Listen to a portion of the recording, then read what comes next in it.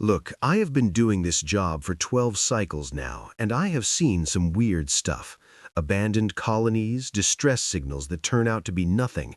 But this was different. I knew the moment our scout ship broke through the atmosphere of Kepler 4. The human settlement sat there like a corpse, silent, too silent. "Sensors are picking up power signatures," chirped Van, our navigation specialist. Then there was a coroner, which meant he had 4 eyes and somehow still missed the obvious half the time. No communication responses, no movement, no thermal signatures. "Maybe they are all sleeping," offered Casa from the back. She was fresh out of the Galactic Survey Academy, still carrying that naive optimism reality hadn't beaten out of her yet. Her species was known for 2 things: excellent memory and terrible survival instincts. I clicked my mandibles together, the equivalent of a sigh. A whole colony, all sleeping, at mid-cycle. Our pilot, Grack, brought us down smoothly. Grax did not talk much, which I appreciated. He was a coffin, built like a walking tank, gray skin like stone, about as much personality, but he could fly anything, anywhere, and never complained.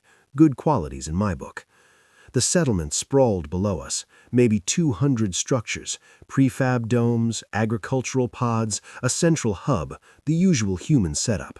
Lights were on in some buildings, machines hummed, wind turbines spun. Everything looked normal, except for the bodies. Well, not human bodies, not yet anyway. As we descended, I caught glimpses of dark shapes scattered across the perimeter, big shapes. "Do a flyover before we land," I said to Grack. He grunted, and I adjusted our approach. The ship glided over the colony's eastern edge, and that's when we all saw it properly. "What in the 17 hells?" Van's voice cracked. The perimeter was lined with massive creatures, each easily 3 meters tall, some bigger.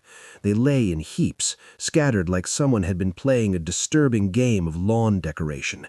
Gray skin, black skin, something with scales, something else with too many limbs. All dead. Very, very dead. Casa leaned forward, her translator struggling to keep up.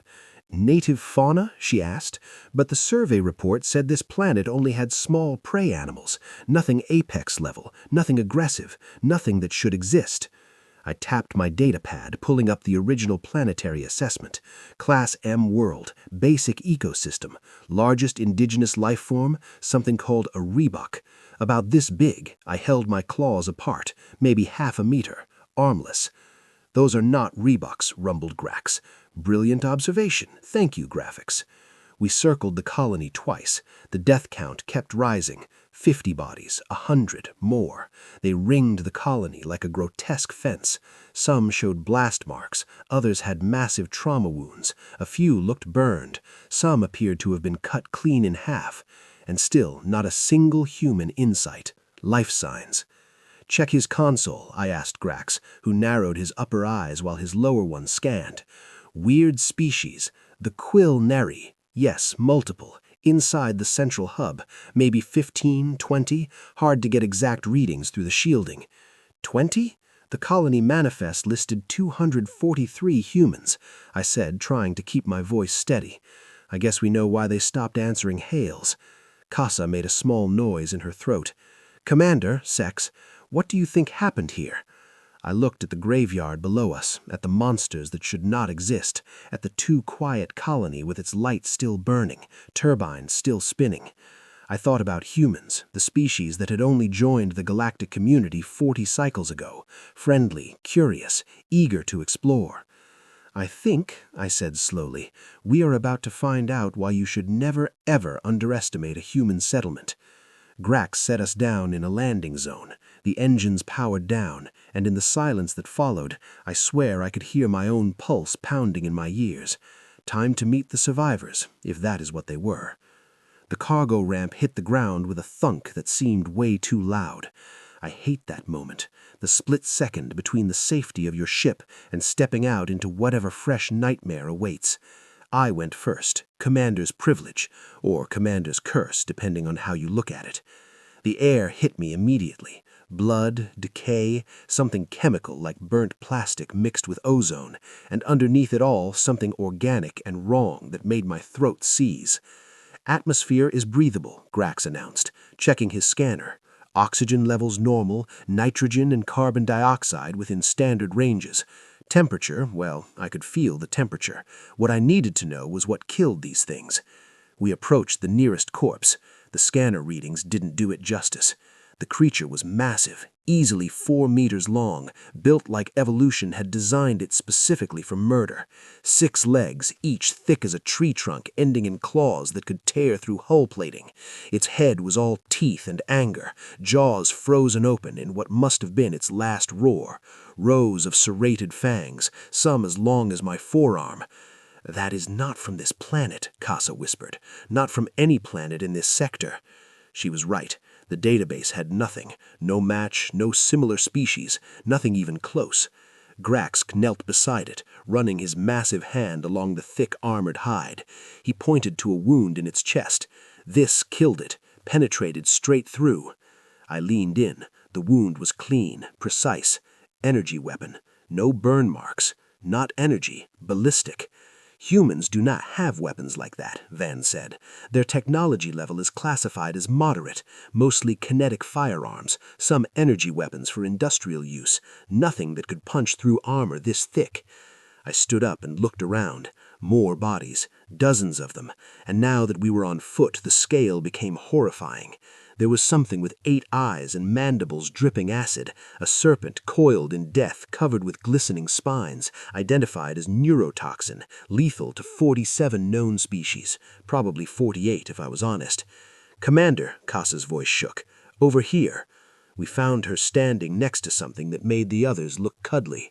It stood upright, even in death, locked in rigor mortis, 3 meters tall, bipedal, covered in overlapping scales that looked like black metal. Its arms ended in blade-like appendages instead of hands, both blades buried in the ground. Its head was missing. "What takes the head of something like this?" I asked. "Good question, really good question," said Grax, examining the next stump. Single stroke. The blade would need to be incredibly sharp and wielded with enormous force, or perhaps an industrial cutting tool in the middle of combat. I shook my head. Someone fought this thing face to face and won. We moved deeper into the graveyard. Numbers kept climbing. I stopped counting at 200. 200 nightmare creatures, each capable of tearing apart a standard survey team without breaking a sweat. Each one dead. Some had shrapnel wounds, blast patterns, others burned, poisoned, or simply shot. Again, weapons that apparently did not exist in the human technological database. None of this made sense. Where did these creatures come from? How did a human colony fight them off? Why were only 20 humans left when their defenses were clearly effective? I clicked my mandibles, staring at the central hub. Lights glowed in the windows. Peaceful, calm, maybe. "The question is not how they fought them off," I said quietly. "Maybe the question is what kind of humans we left alone out here." Casa hugged herself, skin shifting to pale blue, the fear color for her species. "Should we call for backup?" I thought about it. Then I looked at the graveyard again, at hundreds of apex predators lying dead, and at the 20 humans sitting quietly in their central hub. "No," I said, "but everyone stay alert, and for the love of the spiral galaxy, don't do anything that might be interpreted as aggressive."